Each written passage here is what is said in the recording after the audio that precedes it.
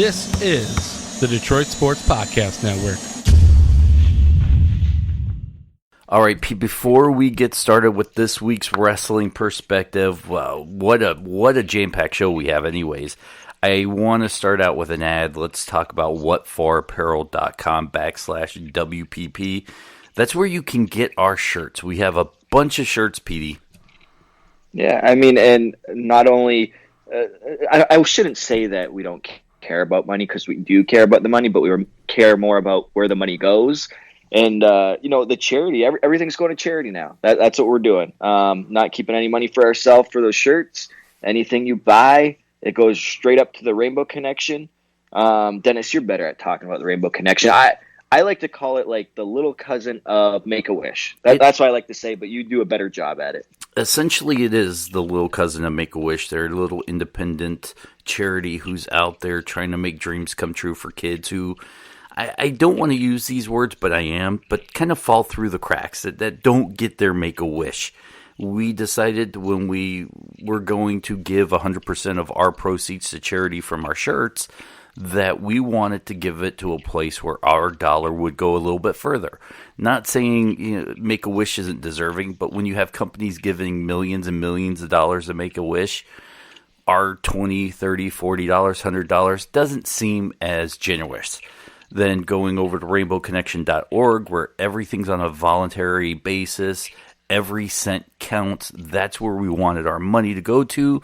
And that's what you and I, PD, we sat down, we went through a bunch of charities, one of the best 501c3s out there.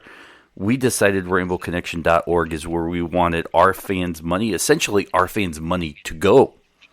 Yeah, and especially, I mean, the reason why we feel so passionate about this is because we're giving back to our own community. So it's like, everybody knows we live in like the Michigan, border city type area of Detroit. Well, they do now. Yeah, well, I mean, that's where everybody knows we live, even though we live nowhere near Detroit. Well, we do, but, we're suburbs. Suburbs of Detroit. Yeah. We were involved in the Detroit riots. No, not us. Yeah, but I mean, so giving it back to your own community and stuff is, it just helps grow your own community. So, look, we know you guys are out there buying shirts, and thank you for supporting other wrestlers. But if you buy one of our shirts, know that we will donate the money that you spend, that we receive from the shirts, to rainbowconnection.org. We will not see a dime of it. And we don't donate it in the name of Petey and Dennis or even Wrestling Perspective. We donate it from the fans of Wrestling Perspective. So we don't even really take credit for it either. No, and I mean, why would we want to? It's not our money going towards the charity. So yeah, I mean, it's the fans that put into it, and we're just the ones that provide the shirts for the good cause. Buy a shirt, wear it, let us know. You get a shout out on the podcast. You get to know that your dollar is going to help make a wish for a child. Not that make a wish, but making sure a child that is. Look, some of these kids have uphill battles to fight, and some of them don't make it, but to know that you donated and could help a child make a dream come true, it's priceless. So hopefully you guys will go out of your way and do that. So what's left, Pete? Not much, but man, I'll tell you what, that last paragraph, that made me sad and happy at the same time. So I don't know how you did it, Dennis, but anyways, why don't we just hit the music?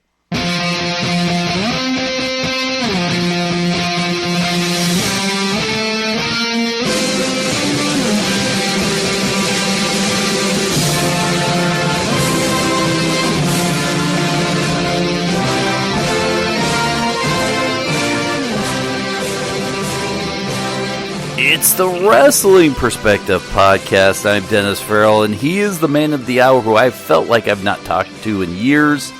My best friend, Petey Williams. How's she going, eh? Hey, listen, you've been MIA. Usually we talk a few times a week, through text or a phone call, through a podcast. Last week we did not get a chance to do a podcast because you were locked up at the Scott D'Amore compound. Yeah, I was, man. I mean, it's we were writing television. That's what we were doing for Impact coming up. Yeah, and I'm sorry, we didn't talk as much. It was just, it's weird because when I'm not in wrestling, my life is so not wrestling until you and I talk about wrestling. Mm-hmm. But that last week, it was like 4 days of just nonstop talk about wrestling, which is kind of relaxing in a sense, even though it's tough to. It's a lot tougher than everybody thinks to write a television show, let me tell you. This is your first time at a actual booking meeting, so we'll talk about that here in a second. Couple big things have happened since the last time we talked. AEW did another pay-per-view and announced another one back in Chicago in a few months. We might touch on that a little bit. I had a little Twitter spat with another podcast. I'm sure we'll talk about that here in a little bit. You were announced, you've talked about it several times on this podcast, that you did not think this was going to actually happen. You, Scott Steiner, Jordynne Grace. Let's open the show up with a little bit of talk of that. Yeah, so a while ago, I don't know how long ago, but Jordynne Grace posted a picture of her with her, the chainmail on, the headdress, calling herself, I think, like, Thick Mama Pump or something, yes, as a reference to Big Papa Pump, and I'm Little Petey Pump apparently. But she posted that, and then I don't know if she did it or a fan put the three of us together in a picture and kind of naming us. And then I got a message like a few months later from Mike Quackenbush, who, Mike Quackenbush, I believe he works for NXT right now, but he also runs Chikara, and Chikara, for those that don't know, that means power in Japanese. But I have like a Chikara shirt and all this kind of stuff, and they've been around forever, and they have this King of Trios tournament once a year, and like that's their big thing. And he just out of the blue, he said, "Hey, did you see this picture floating around?" I said, "Yeah." And he said, "How would you like to participate in that and have it become a reality?" And I want to say this was back in February, maybe not that long ago. Well, maybe it was that we started talking about this, and I said, sure. And we talked back and forth. I got him Steiner's contact info and all this kind of stuff. And I think Jordynne had like a booking conflict and all that. And then finally, he just said, hey, it's a go. I got the green light from everybody. And next thing I know, it was just, it happened. And then he said, hey, we're going to announce it tonight. And I thought Chikara was going to announce it, but then she put it on her Twitter, and then that's when Twitter just exploded after that. And some of the responses that I got from the fans were hilarious. You have to check out that thread if you haven't seen it. I haven't, and I definitely will. What do you think this will do for your career? Because a lot of people take bookings based off what it can do to further their career or a paycheck. Now, you're not a paycheck guy. We've talked about this many times on the podcast. But it's something like this, that nostalgia, and then you add something fresh in there like Jordynne Grace that may reignite nostalgia or move something forward. Do you expect anything after this as far as your career that might push you forward? I mean, at this point in my career, I'm not really looking for anything to push my career, I would say. But I was I was pretty excited to do it. I mean, you just said it, I'm not into the whole, I like making money, but I'm not into it as in I got to have a booking every single weekend and all that kind of stuff. I'm totally content on what I'm doing. But there's a few things I get really excited about, but I'm really excited about this because I know the fans are excited about it, and it's something I haven't done before. I haven't done the King of Trios, and then to do something like this with teaming up with Steiner again, which I haven't done since 2008 probably. So it's been 11 years since I've teamed with him. And then and Jordynne, just to have that extra, now you have a female in there, that's going to be pretty intriguing. And then I know, this could be something like, hey, maybe we'll do this at Impact or something like that. Of course, I'm going to push for something like that because it's so unique. And I think people would, really get a kick out of it. Everybody's nobody said it bad. Usually whenever somebody books something, there's always 90% positive, 10% negative. There's always a negative aspect of it. I didn't see anything negative about this. Everybody's like, oh my God, I can't wait to see this. This is crazy, all this kind of stuff. So it's just going to be, I'm excited for it. And I mean, I want to go to the finals of the tournament and win it with Steiner and Jordynne. I think it would be great. Have you talked to Jordynne or Steiner since the announcement? No, I have not. I'll see Jordynne on next week when we in New York when we film our next set of tapings. So we'll talk about it then. I know she made some sacrifices with some bookings that she had and stuff to make this event.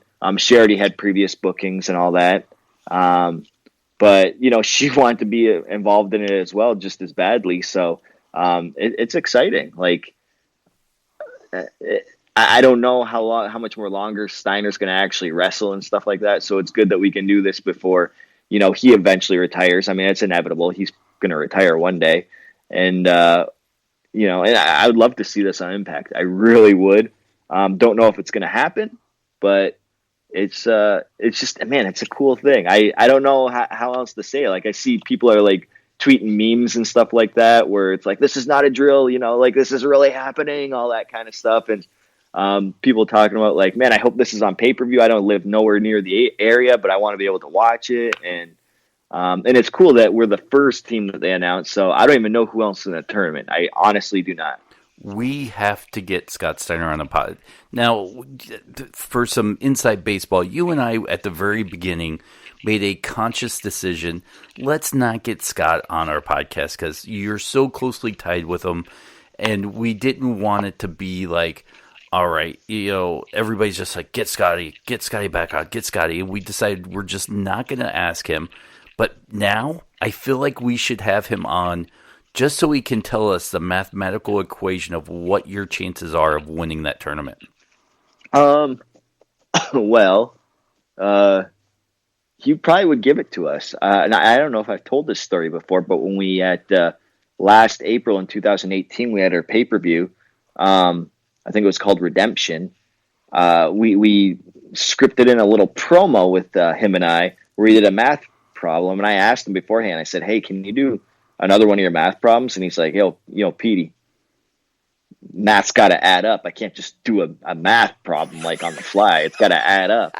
And I'm like, oh, I seriously thought he didn't put any thought into it when he was doing that promo. But apparently the math does add up. And I think a professor from some state actually did the math on a board and said, yeah, the math adds up. Who knew, right? Who knew? Okay, all right. And there is another promo out there from one of the pay-per-views where Scotty comes by and, he does a little bit of math, yeah.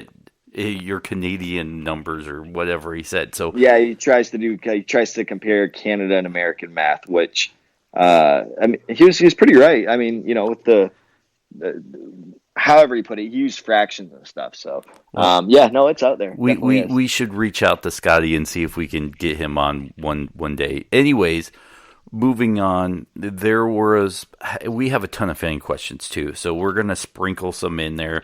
This one comes from Cody. Cody says, right now, there are 3 names that could help Impact Wrestling. Could you see these names, Joey Ryan, Orange Cassidy, and Psycho Mike, become part of the Impact roster? Now, Joey Ryan, I don't think so. He's teasing a big announcement, and I just don't think it's Impact. Isn't Orange tied in with AEW or no?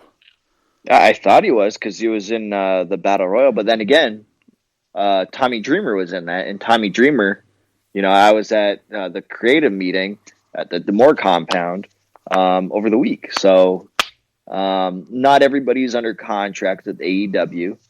As you can see, they're announcing it as it goes and stuff. Luchasaurus, for example, I think he was just the one that most recently announced. And he's wrestled for Impact in Vegas. I've seen him. I'm a big fan of Luchasaurus. And before you continue, there was another question that was asked by somebody, but that ties perfectly into what you're talking about. But the question was somewhere along the lines of, has AEW sniped any free agent talent that you guys were courting? I'm sure. I mean, I don't know per se, but if there was no AEW, it makes and let's talk hypotheticals now, because that's a good question. So I don't know. Okay, so let's throw that question aside. But since it's a podcast, let's pretend AEW never happened. Okay, all these people right now, where would they be going? Where would Cody still be with Ring of Honor, and or what? Would the Bucks still be with New Japan? Would Kenny Omega still be with New Japan, or would they, when their contract's up, would they go to WWE? Would they come to Impact? It's what happens if there was never any AEW. AEW, I look at it, obviously owned by Tony Khan, who's a billionaire, I'll say. I don't know how much he's worth. Okay, so a billionaire, so he's got money, and it's hard to compete with with Tony Khan. It really is. So I really hope AEW succeeds. I hope it doesn't. Part of me hopes it doesn't come like WCW in the sense that it goes out of business after a while. Part of me does want it to become like WCW because, they gave WWE a run for their money, and a lot of the boys were making a lot of money, guaranteed contracts in WCW. So I would like to see, guys make their worth and stuff. That's part of me that wants to see them be like WCW, but I also want them to have longevity and be able to sustain that for, like you look at Impact, they've been around for 17 years now. And now I say that out loud, it's like people are like, wow, Impact's been around and going for 17 years. Yeah. That's longer than WCW when it was around. So I'd love to see AEW do that. It just gives more guys more places to work. And I'd love to see that. Here's another one at SaveMe_RSK17. Do you guys think that AEW being a big success as it is / was, that it could, would, or should attract other networks back to wrestling? And I'll say this, Pete, when people ask me if I think Impact's going to another network, I truly believe that every major network right now is on hold with adding or even thinking about wrestling for at least another year, just to see what AEW does on TNT as far as ratings. If it's a success, I think the flood doors will open, and you'll see other networks slowly welcome in other wrestling networks or alliances into their network. If it fails, I think it's going to be 20 more years before you see another major wrestling organization on TV challenging WWE. Yeah, and I mean there is other wrestling promotions on TV. They're just not on like huge networks like that. Like WWE has the Fox deal that's worth like $1 billion. So a lot of people think like, oh, AEW is coming for WWE, and okay, but honestly, WWE, their brand, they're a publicly traded company. They have their copyright, everything. They are not going to go to business anytime soon, even if the ratings are low. Like they have money for years to come, even if AEW blows them out of the water. It just the way they structure their system is just they built their own economy. Yeah, exactly. That's a great way to put it. They built their own economy, so they're good. I don't think they're worried about AEW. If they're not the biggest fish in the pond anymore, I think that's more of an ego thing rather than like oh, we're going to go out of business. It's not like back in the Monday Night War days where Vince was going to almost be out of business. It's nothing like that. It's a totally different ball game. But other companies are on networks. Like you have MLW. They're on, I don't even know what network they're on, but they have a TV contract. New Japan has an American TV contract. Yep. Then you have Ring of Honor. They're on their Sinclair Broadcasting, and so I mean it's there. They're not like TNT, like when major, WCW was there and stuff. I mean, they still have television contracts where there's money involved and all that kind of stuff. And so I don't think other big networks are waiting. Is this the next wrestling boom like it was in the Attitude Era? I hope so. If AEW does well in TNT, then other networks might be like, what is this wrestling thing that we're just hearing of now, even though it's been around forever? So then they might be like, oh, what are some other wrestling companies we could look at and all that kind of stuff. So hopefully this is this is another wrestling boom. Let's see here. If it's not too late, can you ask Petey what he thinks of the current state of the X Division? It's been a hot topic on the message boards right now.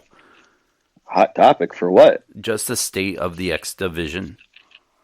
Well, I mean, you have Rich Swann, who's, bona fide champion. Yeah, now he's the X Division champion right now, and he's he had a match with Elgin, I believe. I don't even know if that aired yet, but he's wrestling with some of the top guys and stuff. Obviously, we have a limited roster, right? So it's not like the 205 Live where there's I don't even know how many they have on there, but. We got our Willie Max, we have our Rich Swans, Ace Austin's really making a move. I'm there every now and again if they need me. So it's there.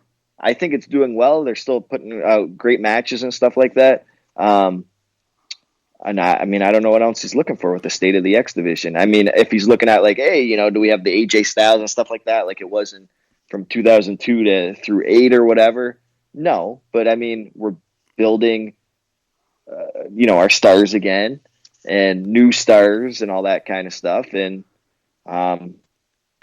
there's still exciting matches, and we still we're doing the X Division thing. It's what Impact did. They made the X Division, and we're still going along with it. And I think you're going to see, and I don't want to give anything away from storylines and stuff like that. But you'll see the X Division on a brighter note coming up. Can I say something that's a little bit critical, but I think I've said something along these lines before about you and the X Division? What's that? I think they do, now that you're part of the booking committee, I'll say this. I think you do a lousy job, and I'm going to say you, of highlighting you in the X Division as kind of the grandfather of it right now, since you're the most seniority TNA X Division wrestler on the roster right now. Maybe even, could I say, two-time champion? Is there a two-time X Division champion on the roster right now? I don't know. That's a good question. But they do a poor job of highlighting, or I think they do a good job of using you to get over other talent. I think they do a poor job of really highlighting how important you are to that division with your longevity and your credentials. Yeah, and part of that is me too. I'm not going to place the blame all on No, I'm blaming you. I'm blaming you. Yeah, because, I'd much rather somebody else have a spot to shine on TV than me. I already have a job backstage.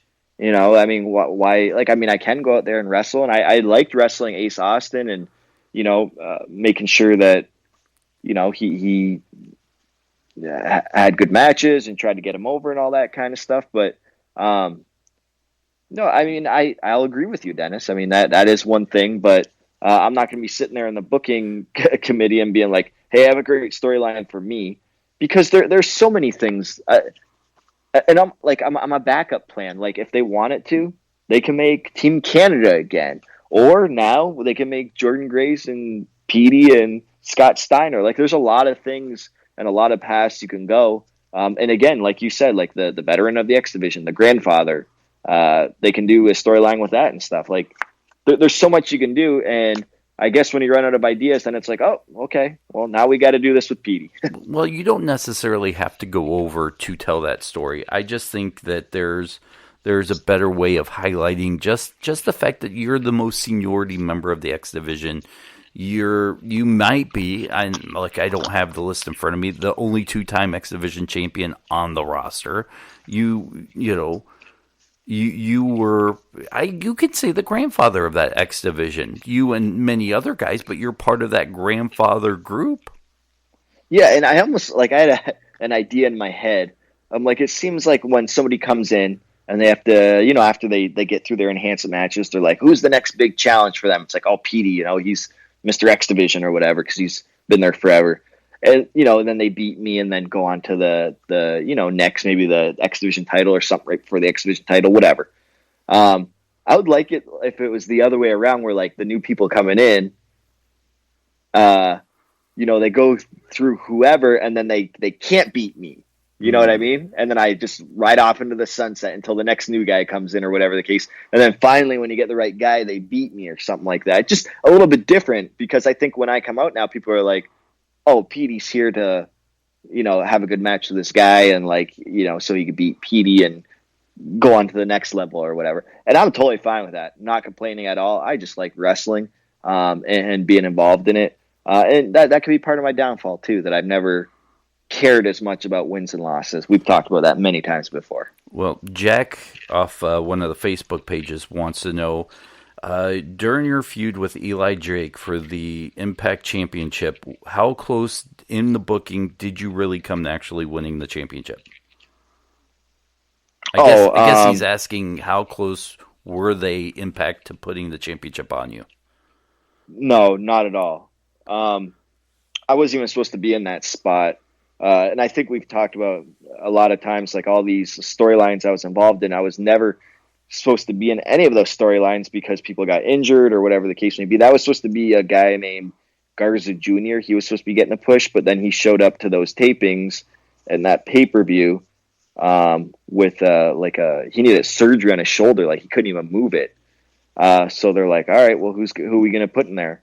And they put me in there because, we're in Canada. It makes sense, all this kind of stuff. And the night before, before I start the feud with Eli Drake, I had the X Division match, and, the booking team afterwards, who was Sanjay at the time, said, man, we should have put the belt on you that night and just, got it off you like later on that week.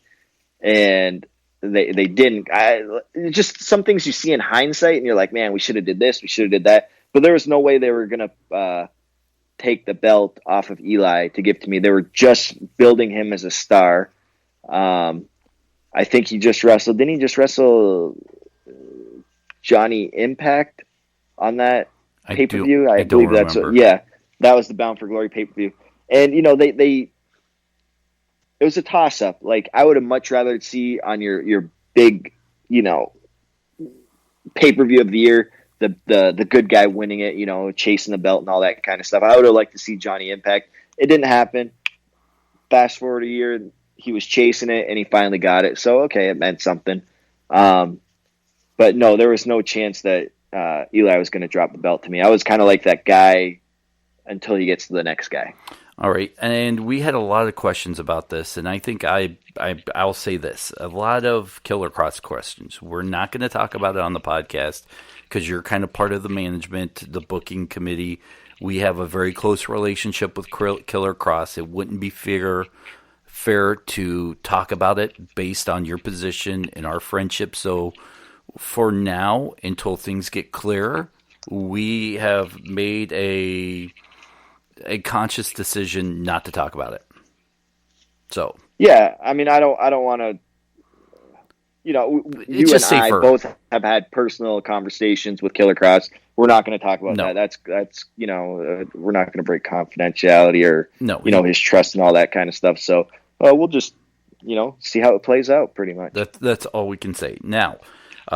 Mike Gilbert, that was one of his questions. We kind of answered it there. He has two other ones. Are there any plans to partner with another Japanese promotion? His pick would be All Japan coming up in the future for Impact. I don't know. I know there's where does Muda work now? I know Muda worked for All Japan when I used to work over there, but I don't even think he works over there anymore. But we have Muda coming over to on June 8th, I believe it is, a night you can't miss. Get it? Yes. Okay. Lame, right? Dad joke or something. But anyways, that's super cool. Cute. I mean, it's good play on words. But yeah, I mean, teaming up with a Japanese company, that could be something definitely doable. All Japan would be good.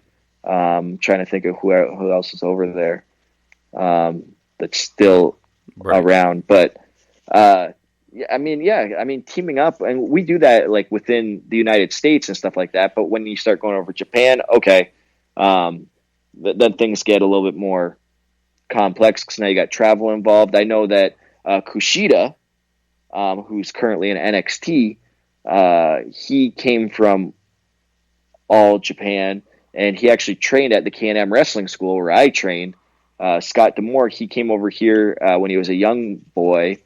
They kind of did like a trade swap or whatever. We did that a lot with the Can-Am Wrestling School. Kushida came over here, trained with, lived with D'Amore, or whoever. D'Amore put him up in an apartment and got him bookings and all that kind of stuff. And I've wrestled him many times, and he's awesome. And then he went over there and became a big star, went to New Japan, and now he's, in NXT. So, yeah, I mean, we've teamed up with different Japanese companies before, and that'd be something awesome to do in the future. When are you coming to Southern California? Was his third question. Southern California. I don't know. All right. I don't know. Colby Cooper wants to know, does the emergence of AEW change the game plan for Impact Wrestling going forward? I would say yes and no. I mean, when it comes to our writing and stuff, no. I mean, we're still going to do things the way we do things. But as for, before, where did everybody used to work? Like, it was either WWE, Impact, Ring of Honor. Those are pretty much your. Now you throw another another company in the mix. Now you have another option to go to. So it just means like, okay, a lot more talent spread more thin across there. So you have to either more people have to become wrestlers, or the talent's going to be more spread across the board. All right. And Thomas Ford wants to know, will we be seeing an Impact AEW partnership in the foreseeable future? I'm going to say no, but I'll let you answer that. That's a good question. I mean, it's always a possibility. Like I always wondered, because we have a partnership with AAA, through Conan and stuff like that. And I feel like, if I'm correct, AEW also has a partnership with AAA. I think, aren't they like the Young Bucks, like the AAA champions right now, because they retained it from the Lucha Brothers? I believe so. Yeah. So, I mean, I don't know how all that's going to work.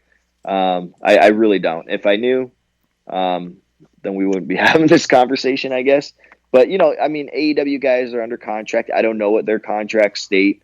I know, guys under our contract, I mean, it's up to Impact where they can and can't work kind of deal. So, I mean, to be determined. Will we be seeing the War Kings full-time in Impact anytime soon? What's the War Kings? I believe it's Jax, Dane, and Crimson. Were they in they weren't on our Impact show, so unless they were like on one of our Twitch shows, because sometimes we use for our Twitch shows and those types of shows, we'll use talent that's like kind of local in the area, maybe previous Impact talent. So not that I'm aware of, to answer his question. Okay. There was one good question from Randy Adams that it started out snarky, and I guess I'll read it, but follow me through it and don't, because it started out with, do you guys actually plan on signing people instead of giving them incentive to leave over crappy handshake deals? Then I kind of jumped in on them for being a little snarky with his questions, and he comes back with a little bit of, let's see here. From a fan's perspective, it doesn't seem like Impact has a lot to offer talent to keep them around from leaving.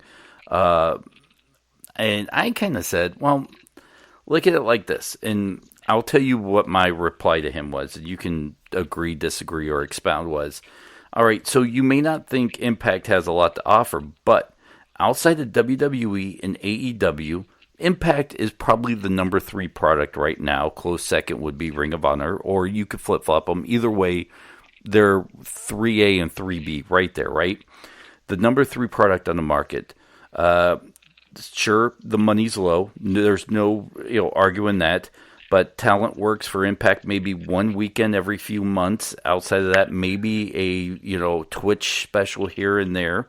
So that frees up most of their months to take other bookings. Impact helps them find other bookings outside of that.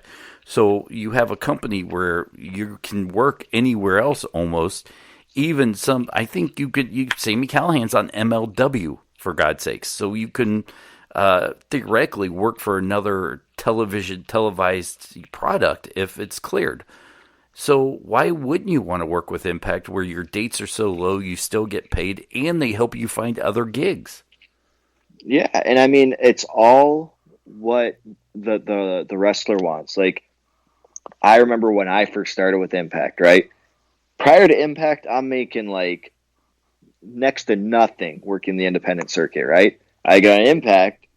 Well, now guess what? Even like our schedule is a little bit heavier, but guess what? Now, you know, people will pay me more, obviously, to wrestle indie shows. So now I'm making more money, even though, and there was sometimes I was making more money on the indies than like per show than on at Impact. So I could sell merchandise and all this kind of stuff. And I don't want to get into all the details, but it's why wouldn't you want to work for Impact? It's not like, okay, like we're in the business now of making stars out of people. You know, it was different back when I started there. A lot of people they recognized were like ex-WWE guys and all that kind of stuff. And okay, sure. Ring of Honor was more about like making stars and stuff like that. Well, that's the business we're kind of in now because, you know, we're making a lot of our own stars, guys like, I'm just trying to think like the North and Jordynne Grace and Killer Cross. And a lot of people are like, oh, they had an indie following and stuff like that. But yeah, but now they're like, you know, main players on our, and that's, I'm not trying to exclude anybody, but I'm just naming a few off the top of my head.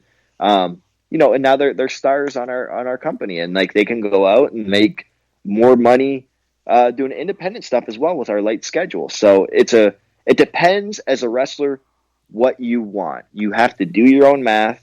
You have to be like, oh, okay, is it more beneficial for me to do work here? Or is it beneficial for me to work here with limited dates and I can do this and have more free will and all this kind of stuff? So it's up to the person. Like, you know, Impact and AEW and WWE, all our contracts look different, and it depends what somebody wants to do with their life, pretty much. You know, the one thing I notice about Impact fans is they care, and not to say management doesn't care, but the management understands that, as you said, they're in a position of building stars, and then a star becomes expensive, you have to let them go. It's almost like a Pittsburgh Pirates back in the day, maybe a little bit of the Houston Astros, where they have a young talent, they baby him, they bring him up, they turn him into a budding star, and then he leaves for a bigger contract for the New York Yankees, and they're okay with it. That's their position. That's kind of how I feel Impact Management is like, look, we take just as much pride in building someone up and then having someone like WWE want these guys, which attracts more younger people to come to that company, where Impact fans don't kind of see it or understand it, and they think these guys are leaving, you know, this company, and they get mad. But yet management understands, look, we're attracting younger talent by making stars and them going off and making more money elsewhere. Yeah, and going back to the first conversation we had about, will WWE ever go to business? And, you know, because of AEW, no. They have just built a system that's so they built their own economy, like you said. Like Impact doesn't have that yet, you know, like they don't have their own economy built within itself. And no company does except for WWE right now. So, you know, people, it's almost like job security. Like people are like, oh, I'll go to WWE because of, you know, I know if I'm on the roster, then I work every Friday, Saturday, Sunday, Monday, and then I train at the school or on the performance center Tuesday, Wednesday, Thursday. Like it's almost like a set routine. And sometimes people want that, and it's good to have. Does it mean you're going to make it? Absolutely not. All right, let's hit a quick ad real quick. Look, one of our long-running sponsors here has been Blue Chew, and we are proud to keep them around every month, and that's because of you, the fans. So head over to Blue Chew, use the promo code Perspective, and Petey will personally send you out a free sample. Yeah, I mean, no strings attached. Well, one tiny string attached. I don't pay for shipping. So you pay the $5 for the shipping and handling. All you have to do is use the promo code Perspective, and I will send it to you. And you can take it whenever your little heart desires. Look, I don't care if you take it, you don't take it, you give it away. You know, look, your significant other will thank you at the end of the night. Stop being a jobber. Stop being like Petey Williams and getting beat by Ace Austin every single night. Sorry, Pete. No, it's not. Hey, I don't take Blue Chew in the ring. Tell me, I'll put people over in the ring. I don't want to take it before the ring, but let me tell you what. Once we get off this podcast tonight, I might throw a little Blue Chew in my mouth and All night say long? hello to my lady. Yeah, Ooh. all night long, pulling all nighter. Are you going to give her the Canadian Destroyer? Like multiple Canadian destroyers. Oh, so you're going to be an indie show. No, I'm not going to be a main event of WrestleMania. Main event. Anyways, Blue Chew is made with the same active ingredients as Cialis and Viagra, so you know it works. It's chewable, so it works twice as fast. It's made in America, so it's cheaper. You can get it sent to you, so there's no awkward doctor's visits. You know it works because they have been around for a long time now, as my puppy just walked in the room.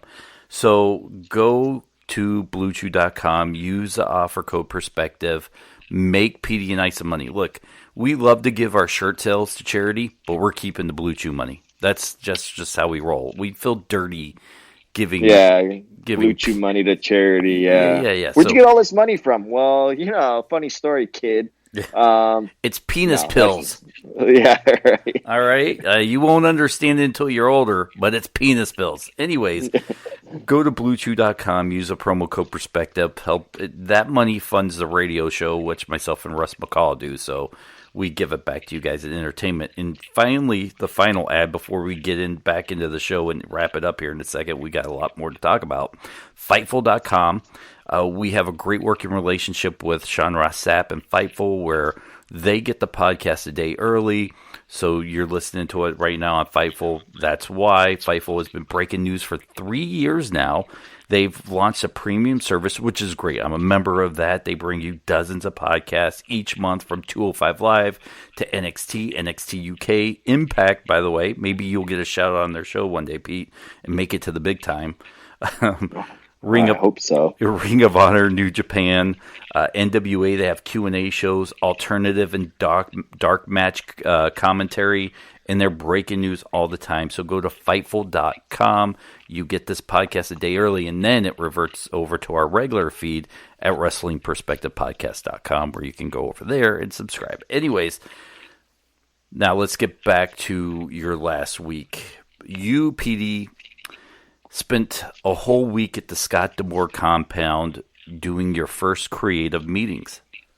Yeah, so, I arrived with Jimmy Jacobs, just so kind of, and I'm not getting into too much detail about storyline writing and stuff like that, but we're just talking process. So that, what's that? We're mainly gonna talk the process of how it breaks down, at least through this one.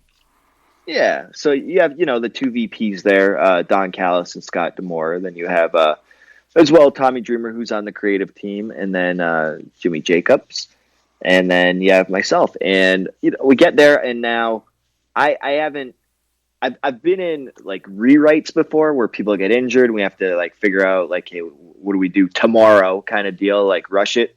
But this is like full, like you have a blank drawing board, and we get there, and I don't know the process. I don't know how they start, finish, all that kind of stuff. So I'm kind of learning as I go, and Jimmy does a really good job of kind of educating me. And Jimmy's really, really good and fantastic at everything.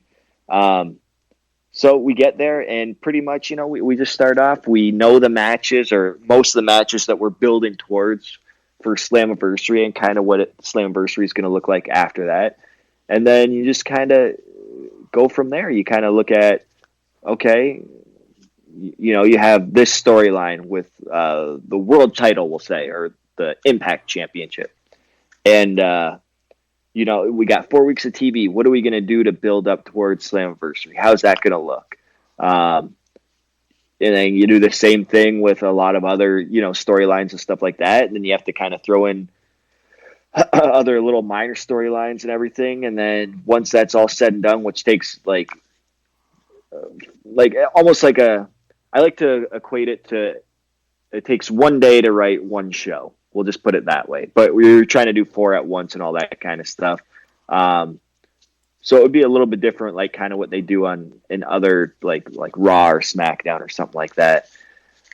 So you kind of get what everything looks like. There might be some holes in there, and then you kind of like structure, your 2-hour television show after that of, where your breaks are and everything. So you're just kind of plucking away at it over time. And there's a lot of, what is that called? Like writer's block, I want to say, like where you'll sit there and you'll kind of hit a snag and you're like, and you just like stare at the board forever. And there's like multiple boards that you're looking at and you're just going like, where do we go from here kind of deal. And it's a slow process and it's very difficult. I mean, I challenge somebody to that has never written wrestling television before to do it without a hitch. I mean, it's very challenging, but it was also very fun. Like I said, like when I'm not wrestling, I am not doing anything with wrestling, but that was 4 days of just, man, your life's wrestling for 4 days. And it was like relaxing at the same time. It consumes a lot on your mind. Like it's pretty draining because you're constantly thinking about creative ideas. Do you guys set up plan B storylines just in case someone may not be able to make it or he may get injured, or is that not even a consideration? Well, we try to iron out all those details beforehand because, there was some people that like, okay, yeah, this person's going to come. Oh, he said he can or whatever. And this booking conflict, whatever. So you kind of iron that out. But then in the meantime, if something happens between now and then, we'd have to iron that out, obviously. But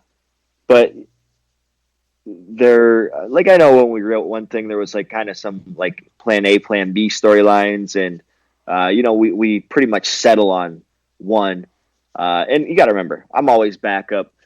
It was funny up until the very last day at like the last minute, I was on one of the shows and then we kind of were like, oh, that doesn't really make sense. Then I wasn't on one of the shows and I'm like, okay, cool. Like it's okay if I'm not on that show kind of deal. So things it's constantly evolving and changing and stuff like that. And as we speak, things could get, changed right now. Like for, everybody knows that, at Slamversary, or not Slamversary, last pay-per-view, Rebellion, Brian Cage got hurt. So you're like, okay, your world champion, Impact champion is hurt right now. Like, is he going to be 100% by July 7th at Slamversary? Like, these are all things you got to take into account. Is there an injury update you can tell us? You'll get one on Friday. Okay. Yeah, so I mean, we're constantly doing injury updates with on Impact with Brian Cage. So you'll hear from him. Like I said, I don't want to give anything away. How many hours a day do you guys do this? Can you talk about that?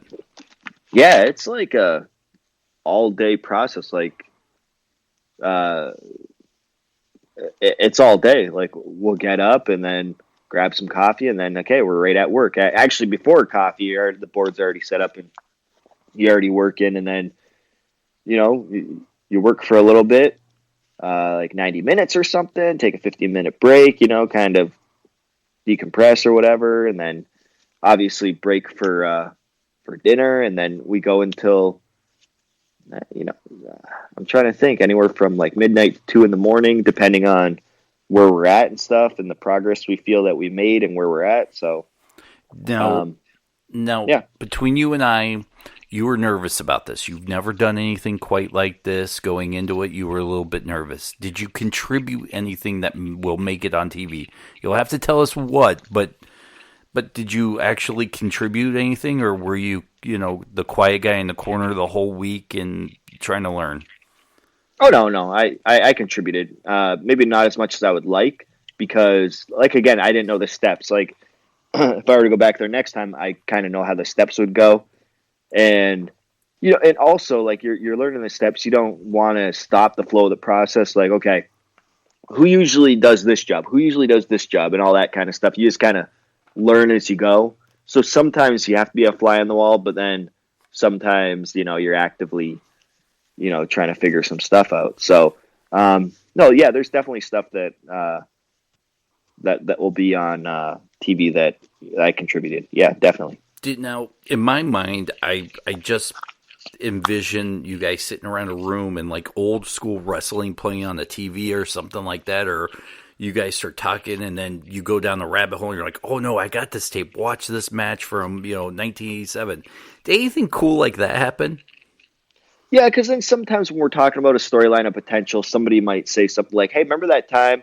But it's always wrestling related. But then we might say something like, yeah, man, something like that hasn't been done with like in a while. Or what if I wish they would have done it like this. Well, we can do it like this, all this kind of stuff. So yeah, I mean, obviously some stories are being told because some stuff, just like if you're sitting at work at any other job, you're talking shop and then something will remind you of something else. Yeah, definitely. It's not like we're all sitting there in suits and ties being serious all the time. Obviously, to get the creative juices flowing, you have to kind of think about other things, because then you never know.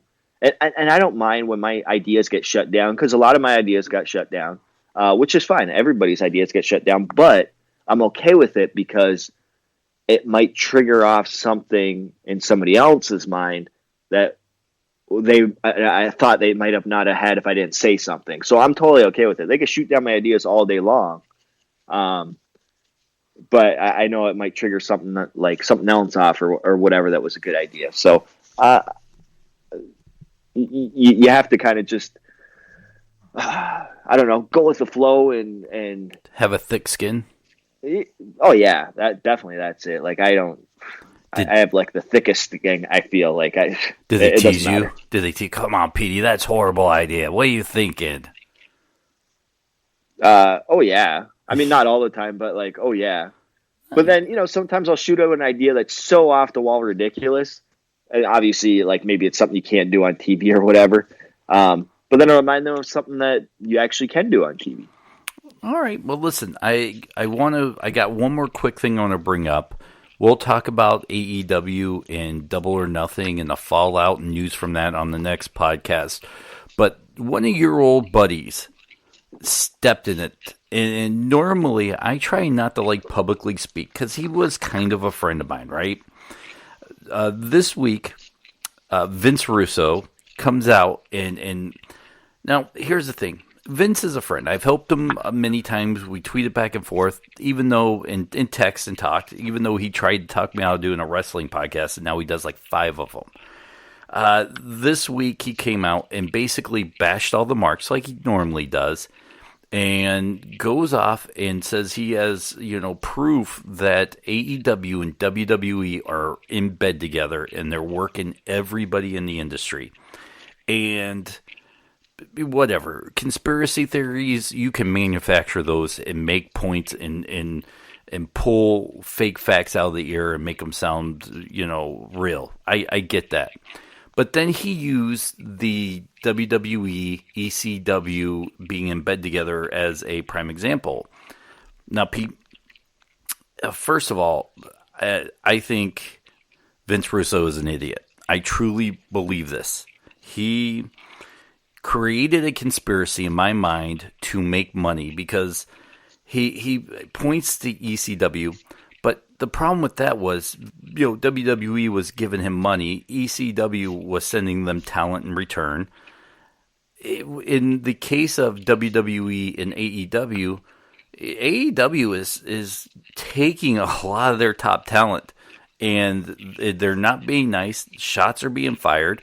I think in the end, it's going to be great for WWE because it's going to make them try harder and do better to keep their fans around. But there's no way AEW and WWE are in bed together, right? No way. I don't think so. I don't know how that would work because, you have them on TNT and then you have, WWE on USA going to Fox and all that kind of stuff. They're separate networks unless, I don't know if that would be breach of contract if they're in bed together and then them showing up on opposite TVs. I don't see it. And the funny thing is about people jumping ship, everybody always thinks the grass is greener on the other side. Like Ambrose probably thought yeah, I can do my own thing. And okay, if that's what he wants is freedom. Okay, great. But a lot of people think the grass is always greener on the other side, but it's not. I've seen so many people I want to go to WWE. I want to go to that's their goal in life. And then what do? They quit there because they don't like it there or whatever. So, you have to just be content with what you want to do and get out of this wrestling business and do that. I mean, that's why I'm so content with what I've done, because I know what I wanted out of this business, and I'm doing it. Yeah. Well, here's the kicker, by the way. Vince Russo then paints a painting of the AEW sign, and the W at the end is the WWE, and he calls it, All Elite, Entertainment or something, whatever. And now he's trying to sell that on eBay. So right there tells you his true intentions. And, that kind of stuff irks me when you do that. And we talk many times about how, as a fan, I'm a fan first and a wrestling podcaster second. I've never, tried to pretend to be something otherwise. But when wrestlers, talent, bookers insult the fans, the same fans that buy their merchandise, that watch the TV, it just bugs me beyond. It ticks me off. Well, I mean, Russo, I've worked under Russo before. Russo, I almost want to see him write for Hollywood. I think he would be better like at a sitcom show or something like that, because, he actually is like a good storyteller when it doesn't come to wrestling. And that's why, like, he's good at that aspect. When it comes to like, hey, can you translate that in the ring? I feel like that's not his strong suit, because he doesn't care about the wrestling aspect of it. He just wants to tell the stories backstage, all that kind of stuff. So that's his strong suit. And that's what he's doing now. Like, he's telling his own little story, and if people are biting on it, great. But I think Russo has a job in like Hollywood. I really do. All right. Listen, don't forget, head over to Ringside Wrestling app. It's a great app. You can get chat rooms, watch independent wrestling. Our podcast is there. There's live videos. I'll be doing something this weekend with the app. So Ringside Wrestling. And my favorite part is a chat room. You can go in there, and there's always people there chatting. And this isn't something we get paid to talk about. I just really like the app a lot. Josh Matthews is part of it. We'll be getting Madison Rain on, by the way. She followed me, Pete. Whoa, get it. I don't even think she follows me. This is going to be another Desmond Xavier thing. Yeah, but we'll have Madison Rain on. She's awesome. I really like her. Yes. Better than Josh. We both agree we like her better than Josh Matthews, right? Yeah, definitely. I mean, she talks to me more than Josh does, but usually when Josh is around, so maybe Josh is jealous. I don't know. Maybe she'll know who I am now backstage. Yeah, maybe, right. Yeah, but that's where we're at. So look for we'll just have to lock down a date with her and lock down a date. Lined up. Yep, we're locking down dates. That's right. This has gotten really creepy. Should we just go back to Blue Chew right now? No, no, definitely not. No, that's the wrong ad to go back to. Yeah. What for apparel? Buy a shirt. Yeah. Extra Rainbow large. Connection. All right, great. So that's this week's podcast. We're going to wrap it up. Normally, we would probably go another 10, 20 minutes, but it's super late. You have life in the morning. I have life in the morning, but we want to make sure we got together to pop this out for us fans. And guys, don't forget, Pete, where can they find you? Are you going to be at any shows, by the way? Yeah, we got, you can find me on Twitter at Petey Williams. We're coming up to Queens, New York for our Impact tapings Thursday and Friday, June 6th and 7th. And then Dennis and I will be in, I don't even know what the venue is right now, but we'll be at Clash Wrestling, so you can follow Clash Wrestling on Twitter as well. Raven will be there. June 8th. Raven will be there.